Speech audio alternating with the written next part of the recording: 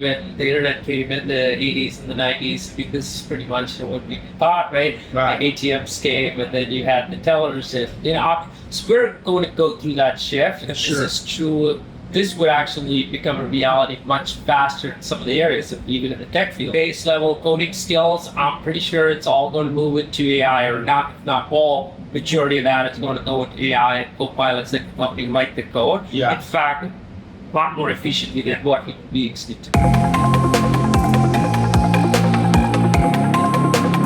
Hey everybody, and thanks for joining us for a special episode of the Future of Threat Intelligence podcast, live from the floor of RSA 2025.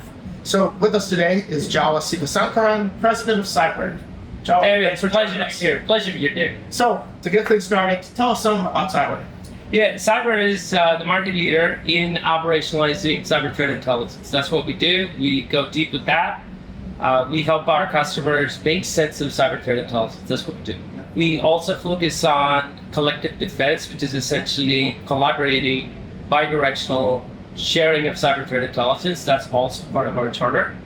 We also do hyper orchestration automation, but all of this we bring them home with that operationalizing cyber threat intelligence. Yeah, we at Team Cover have a partnership with Cyware. We're very excited about.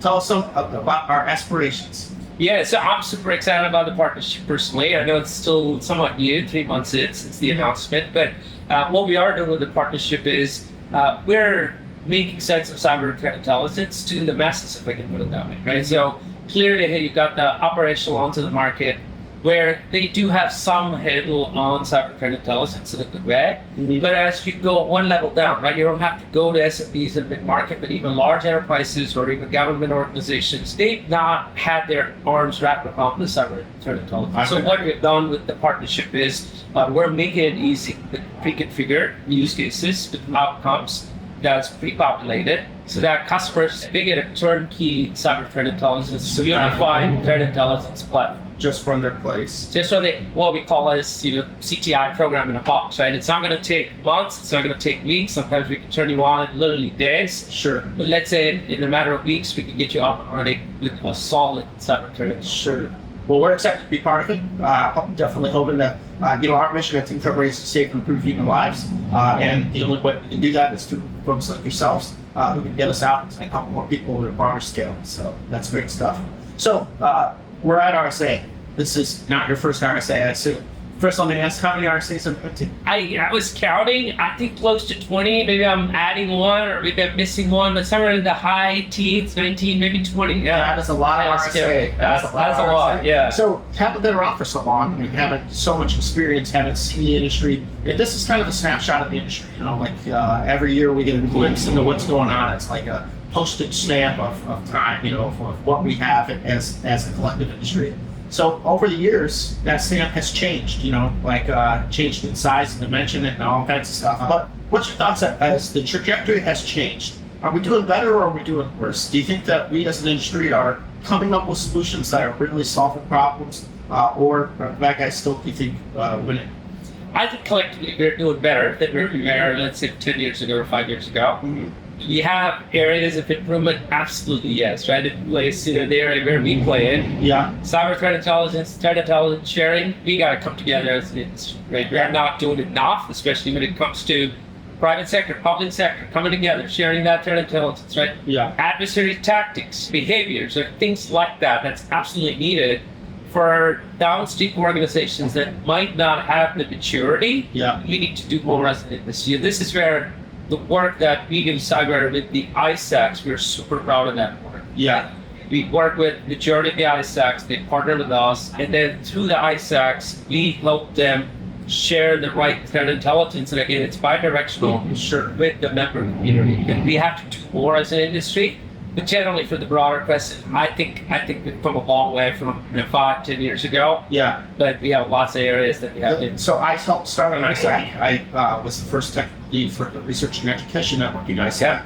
And so I'm very familiar with kind of the problem of, how do you get intelligence in the hands of people who don't necessarily understand it, on how to implement it and things like that. So that's great that you guys are partnering with them, because that's definitely a key audience in need of that. National infrastructure is important to us all, whether you realize it or not. So let me ask you, Cyware and AI, do you guys have plans to incorporate that as the part of your future? And how would you describe it if so? It is part of the present, right? Not part of the future. So we've got an AI module, we quarterback, that's what we call it. Where what we offer right now is we have a bot, a knowledge bot, a knowledge-based chatbot that can help with all things threat intelligence, NLP. Right, that's in place today. We've got customers that are using it, early adopters. But where we are really taking this is changing the game as it relates to automating some of the security operations. Right, we've automated things over the years, but what Cyware is absolutely looking to do is taking a multi-agent approach and again making that threat-centric. That's our strength. We want to make it threat-centric in terms of enriching threat information, correlating that information, more importantly, what actions customers can take. We want to leverage, or we're doing a multi-agent approach to go make sure that that's happening. Right? So that's where we're going. That's the direction. Again, you'll hear more announcements coming out in the next few months. Yeah, fantastic. Look forward to seeing it. So AI, though, as a whole in the industry, has really taken over. Like as we walk around the floor here, it's everywhere. What do you think about the concerns that people have that AI is going to cause problems in the job market? Take jobs from developers, take jobs from junior analysts, things like that. What's your thoughts on that?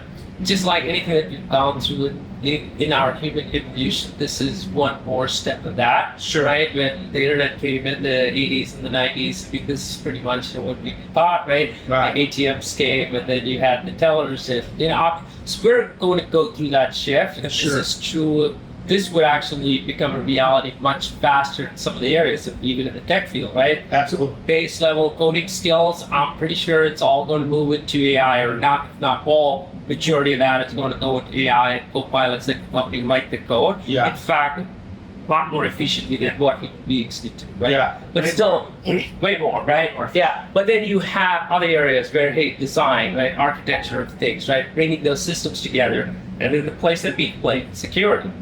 That all requires human knowledge capital to be invested. Absolutely. And in the right balance between machine and the humans to interact, right? So this is going to open up more opportunities in areas where AI will play. Yeah. But just like anything else that we've gone through in the past, right? It's going to take the last 200 years, there will be disruption in some parts of all industries. Sure. When the light bulb came out, the candlestick makers. There you go. Exactly.